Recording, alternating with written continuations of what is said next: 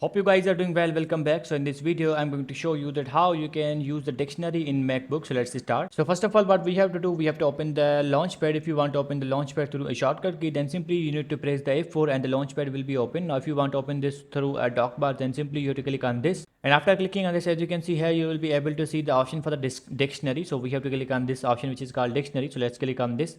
And after clicking on this, as you can see, all the dictionary is here. Now simply what we need to do, we have to search the word which we are looking for. For example, I'm looking for the counter. So let's write the counter here. And here you will be able to see the details of the counter, like it's a noun or whatever adjective, and all the detailed description of this word.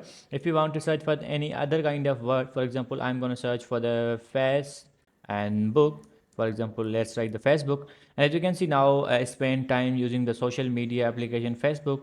If the boss knew how much time you spend, as you can see, they have provided the examples and the verb and what is their function and all the detailed description of this word.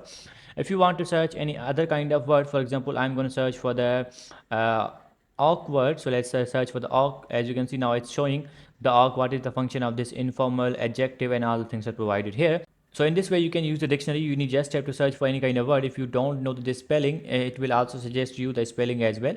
So I hope you guys understand this video. So see you guys in the next video.